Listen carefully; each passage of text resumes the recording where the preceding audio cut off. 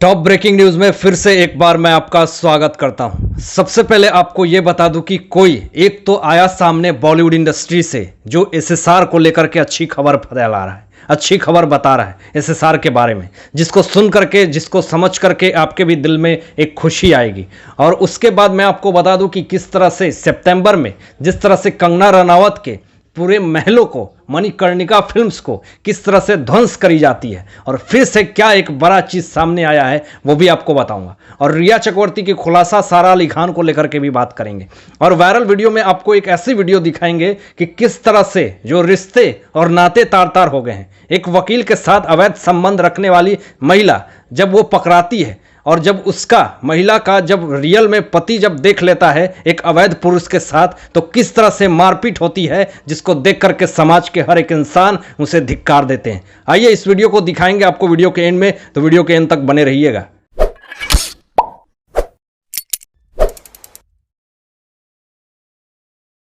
दोस्तों, आप लोग एसएसआर के बारे में जानते होंगे कि वो कितने स्पिरिचुअल इंसान थे। बॉलीवुड इंडस्ट्री में जब ये कांड हुआ था तो कोई भी निकल करके सामने नहीं आया था उनकी पक्ष में बात करने के लिए। और यहाँ तक कि अब जिस तरह से उन्हें बदनाम करी जा रही है तो बहुत खुशी हुई है कि उनको लेकर के एक ऐसा एक्टर सामने आया है जिसको सुन करके और जिनकी पक्ष की बात को सुन करके आप लोग को भी लगेगा कि सच में कोई है जो सच में इस इंडस्ट्री में भी एक कोई ना कोई अच्छा इंसान है। मैं आपको बता दूं कि केदारनाथ में उनके साथ इस एक्टर ने, बड़े एक्टर ने उनके साथ काम करी थी और उनके साथ जिस तरह से तालमेल हुई और उनके हर एक एक्टिविटी को वो एक्टर देखते थे कि सुशांत क्या करते हैं, क्या खाते हैं, क्या पीते हैं और वो किस तरह से रहते हैं, किससे मिलते हैं, और पूरी एक्टिविटी उन्होंने जज करी थी इतने दिनों में।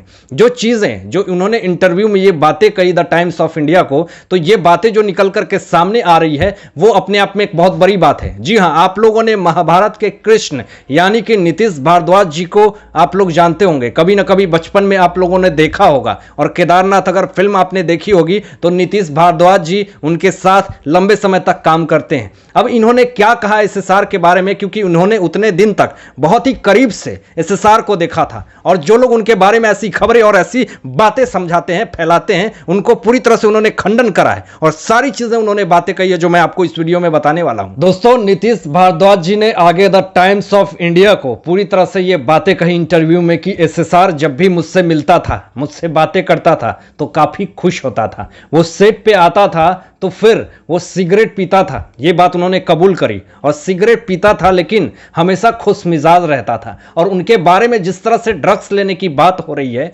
जिस तरह से ये कही जा रही है कि मैरिजुआना जैसे ज्वाइंट और ड्रग्स, गांजा जैसे वो लेते हैं, मैंने आज तक जितने दिन तक मैंने उनके साथ काम करा कभी भी उन्होंने ड्रग्स को हाथ नहीं लगाया। उन्होंने आगे ये भी कहा कि मैं न स्मोकिंग करता हूं न ड्रग्स लेता हूं, लेकिन मुझे इतना पता है कि जो इंसान ड्रग्स लेता है, जो स्मोकिंग करता है, ठीक है स्मोकिंग करता है लेकिन वो भी हद में करते थे। ऐसा नहीं कि पूरी तरह से उनकी आंखें चढ़ी हुई हो, किसी के साथ गुस्सैल हो या फिर किसी के साथ अभद्रता जैसी बातें कर रहे हो, बिल्कुल नहीं।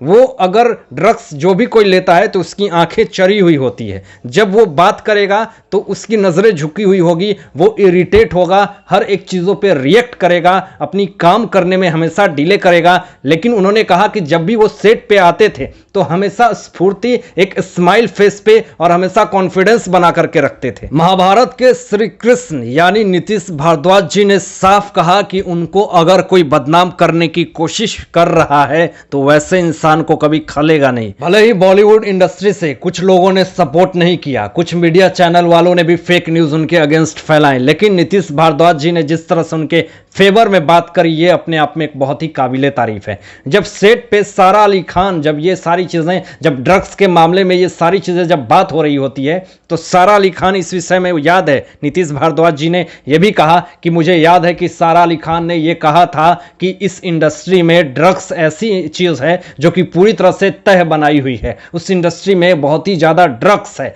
इस तरह की चीजें सारा अली खान ने कही थी। नीतीश भारद्वाज जी ने द टाइम्स ऑफ इंडिया को यह भी कहा था और उन्होंने ये भी उन्हें परामर्श किया था, उन्होंने ये चीजें राय दी थी कि सारा तुम कभी भी इन सब चीज़ों में मत फंसना, तुम कभी भी अपने इन सारे चीज़ों में कभी इन्वॉल्व मत होना, नहीं तो तुम्हारा करियर चौपट हो जाएगा, नहीं तो तुम पूरी तरह से बर्बाद हो जाओगी। इस तरह की चीज़ें उन्होंने सारा अली खान को समझाया था, लेकिन फिर भी उनके ऊपर कोई असर नहीं हुआ। किस तरह से वो marijuana जॉइंट रिया चक्रवर्ती को देती हैं। यहाँ पे ये भी हो सकता है कि रिया चक्रवर्ती अपनी बचाव के लिए सारा अली खान का नाम ले रही होती हैं, लेकिन जिस तरह से खबरें आ रही हैं कि रिया चक्रवर्ती ये कहती हैं कि marijuana जॉइंट मुझे ला करके सारा अली खान देती थी। पिछले साल आपको याद होगा कि किस तरह से कंगना रनावत को सितंबर 2020 में उनके पूरी तरह से मणिकर्णिका फिल्म को किस तरह से प्रोडक्शन हाउस को डिमोलिश कर दिया जाता है। बीएमसी बिना नोटिस के उनके ऑफिस को पूरी तरह से डिमोलिश कर देती है।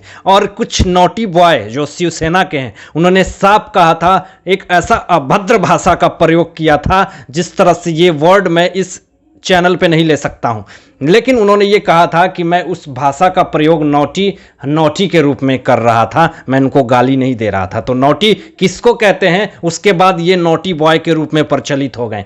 देन आपको ये बता दूं कि जब मनाली में वो थी, उन्होंने साफ कह दिया था कि मैं आ रही हूं, जिसके दम है वो मुझे रोक ले। तो फिर वो जिस तरह से एयरपोर्ट में आती हैं और एयरपोर्ट पे आते आते जब वो पहुंचने का उनके ऑफिस में 1 घंटे का ही मात्र अंतरकाल होता है, उसी बीच में उनके ऑफिस को बीएमसी वाले पूरी तरह से जेसीपी पे मटिया मेल कर देते हैं। और उनके बगल में भी मनीष मल्होत्रा जैसे फैशन डिजाइनर का ऑफिस होता है, वो उन्होंने ये नहीं कहा कि इनका भी इलीगल प्रॉपर्टी पे बनाया गया है, लेकिन इनके ऊपर जो किसी तरह से ब्लेम करके ये कहा गया कि इलीगल तरीके से बाहर निकला हुआ कुछ जगह है जिसको पूरी तरह से डिमोलिश करना है। तो बिना नोटिस दिए हुए इन्होंने उसी को डिमोलिश कर दिया। जिस तरह से बीएमसी वालों ने पूरे उनके फर्नीचर को पूरी तरह से मटिया मेल कर दिया, साफ लगा रहा था कि यहां पे उनके साथ खुन्नस निकाली गई है। जब वहां पे कंगना रनावत पहुंचती है तो उस तरह की चीजें देख करके अपने आप को काफी ज्यादा ये फील होता है कि किस तरह से मेरे सपने को तोड़ा गया। लेकिन अभी जो खबरें मेरे पास आ रही है वो अपने आप में एक बहुत बड़ी बात है। फिर से कंगना रनावत ने मणिकर्णिका फिल्म्स के प्रोडक्शन हाउस को फिर से बनाया, फिर से उसी सपने को फिर से बनाया। अब फिर उन्होंने ये कहा कि अब किसके दम में है, अगर जो करना है करके दिखा दे।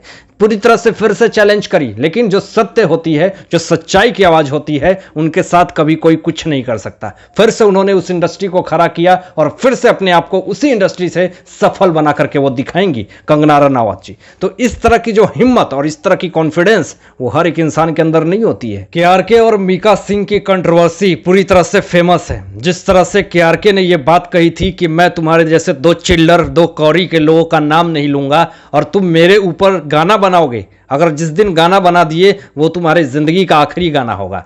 तो देखिए मीका सिंह ने फिर से एक बड़ा काम कर दिया है। मीका सिंह का पहला टीजर लॉन्च हो चुका है। उन्होंने केआरके कुत्ता के नाम से एक गाना बनाया है। देखिए बॉलीवुड इंडस्ट्री में क्या क्या हो रहा है, आप देख लीजिए। एक दोहरा चरित्र अब सामने आ रहा है लोगों का, केआरके ... आप देख सकते हैं किस तरह की अभद्रता वाली लक्षण करी है इस इंसान ने। इस तरह की इसने जो गाने लगाए हैं, चलिए इसमें कौन सही है कौन गलत है ये तो आप बताइएगा। दोस्तों ये घटना एमपी की है और जो वीडियो वायरल हो रही है सोशल मीडिया पे, उस वीडियो में एक पराई स्त्री पराये पुरुष के साथ घूमती हुई पकड़ी जाती है। जब उस पराई स्त्री का पति जब उसे देखता है कि ये वकील यानी पराये पुरुष के साथ घूम रही है तो किस तरह से मारपीट होती है।